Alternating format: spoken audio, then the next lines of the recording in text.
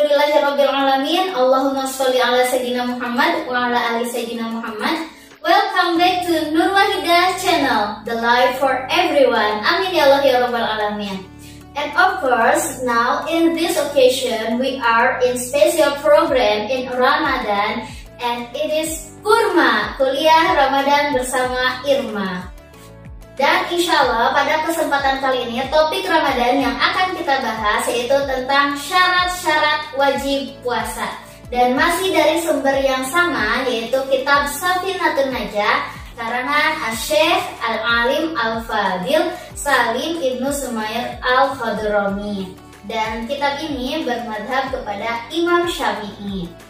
Nah, kalau kemarin kita itu membahas tentang syarat-syarat sah puasa, kita sekarang membahas tentang syarat-syarat wajib puasa. Tapi sebelumnya syarat-syarat wajib itu apa sih? Nah, kalau syarat-syarat wajib itu adalah syarat-syarat yang dapat membuat seseorang itu menjadi wajib untuk melaksanakan suatu amalan ibadah.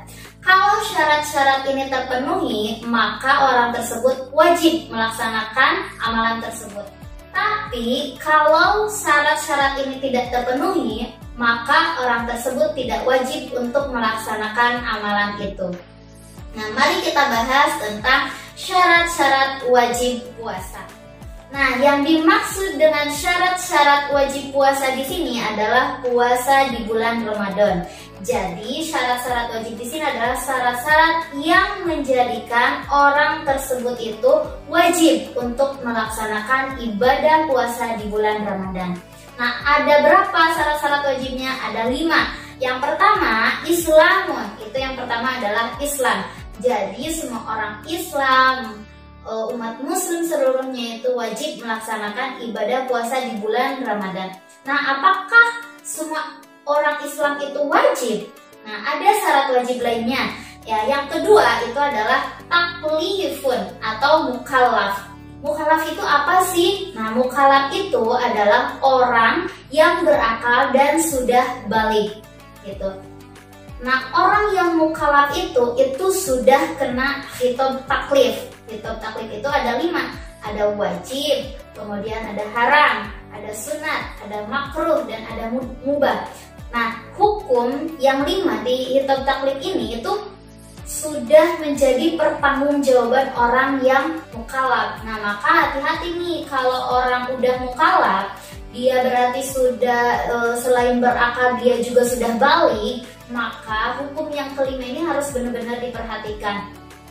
Apa saja yang menjadi kewajibannya, apa saja yang haram untuk dilakukan, kemudian apa saja yang sunat untuk kita lakukan, kemudian apa saja yang makruh untuk kita laksanakan, dan apa saja yang mubah yang boleh kita lakukan. Nah, itu harus benar-benar diperhatikan karena itu sudah menjadi tanggung jawab sendiri gitu. Artinya pahalanya, siksanya itu untuk dirinya sendiri gitu. Beda dengan anak-anak kecil. Nah, itu kan menjadi pertanggungjawaban orang tua. Nah, bagi orang tua juga itu harus benar-benar memperhatikan anaknya gitu. Karena kan di Islam sendiri itu sangat diperhatikan cara mendidik anak itu. Dari usia 7 tahun harus seperti apa, di usia 10 tahun itu harus apa gitu. Nah, jadi orang tua itu harus benar-benar memperhatikan.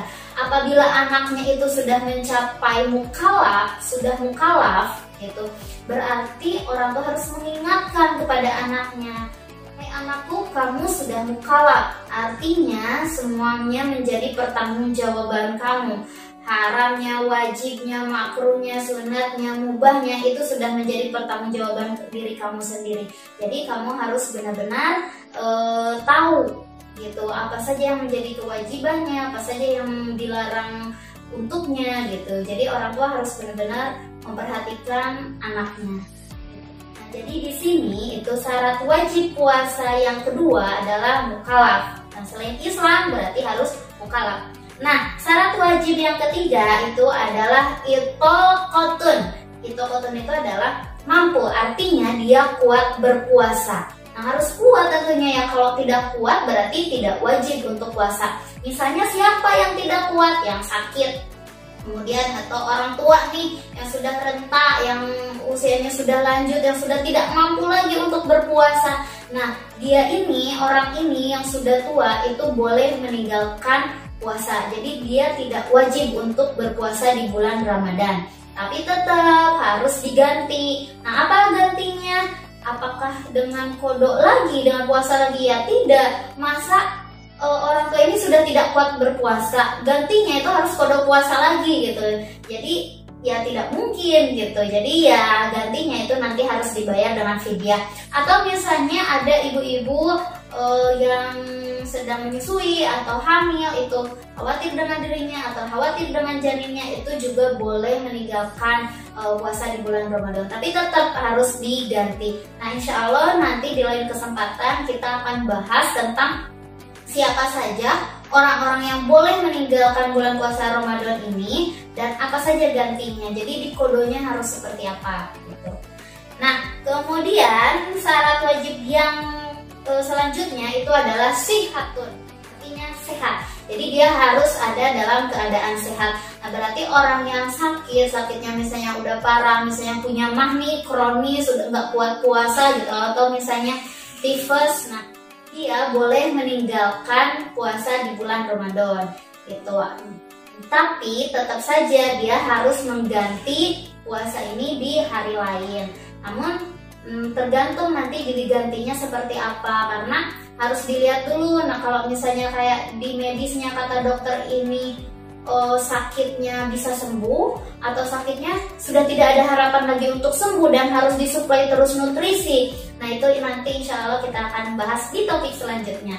Nah, kemudian syarat wajib yang selanjutnya adalah iqamatun, artinya dia itu harus tinggal atau diam, bermukim di suatu tempat.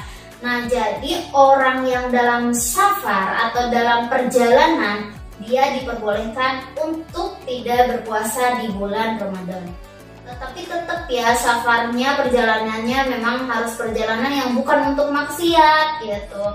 Dan memang perjalanan ini diperbolehkan dalam syarat gitu. Yang misalnya untuk negara, gitu, perjalanan untuk negara, atau memang untuk kepentingan benar-benar pekerjaan gitu. Seorang ayah yang harus menafkahi dan dia harus melakukan perjalanan yang jauh misalnya, seperti itu gitu. Nah, dan di sini kita juga harus tahu safar di sini yang dimaksud itu untuk orang yang sudah dalam perjalanan atau belum melakukan perjalanan.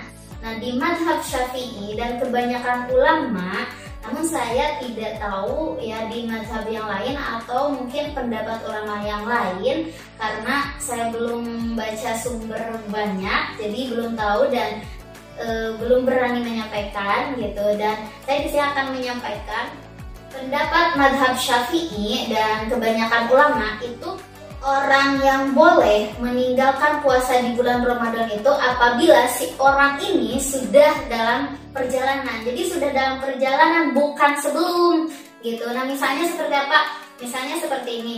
Dia tuh biasanya ada maksud dia mau melakukan perjalanan jauh. Tapi mau melakukan perjalanannya misalnya jam 10 pagi. Nah, dia dari malam itu gak niat misalnya, atau misalnya dari subuh itu sudah makan gitu, dari paginya jam 7 sarapan gitu. Nah, itu nggak bisa, itu nggak boleh gitu, karena dia belum ada di perjalanan gitu. Jadi misalnya kalau dia mau melakukan perjalanannya dari jam 9 atau jam 10 pagi, maka dia tetap harus niat, tetap ya dari subuh atau dari waktu imsak dia itu harus benar-benar menahan, harus puasa saja gitu. Nah, kapan dia boleh untuk tidak berpuasa? Sampai dia menyatakan dirinya itu, saya tidak mampu berpuasa, saya tidak mampu melanjutkan puasa ini gitu.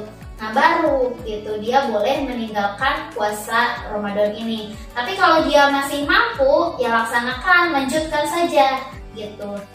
Nah, kecuali memang perjalanannya ini dilakukan di sebelum fajar, misalnya dari jam 3 gitu ya, atau jam 4 itu dia sudah berangkat gitu. Tapi dia udah tahu nih ini perjalanannya sangat jauh sekali gitu, dan dia tidak akan mampu untuk berpuasa.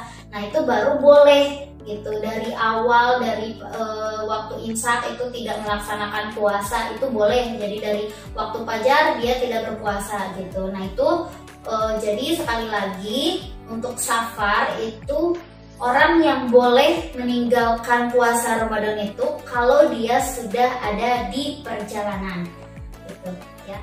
Nah, jadi syarat-syarat wajib puasa itu ya, apabila orang itu Islam, kemudian mukallaf artinya berakal dan balik, kemudian dia juga mampu kuat untuk berpuasa, dia dalam keadaan sehat tidak sakit, dan dia dalam keadaan mukim tidak dalam perjalanan, maka orang ini wajib melaksanakan ibadah puasa di bulan Ramadan.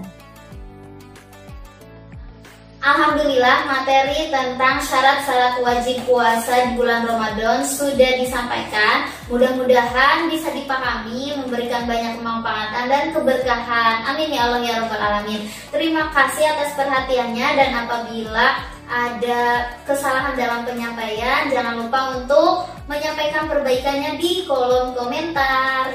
Terima kasih sekali lagi. Wallahu a'lam bishawab. Wabillahi taufiq wal hidayah. Wassalamualaikum warahmatullahi wabarakatuh.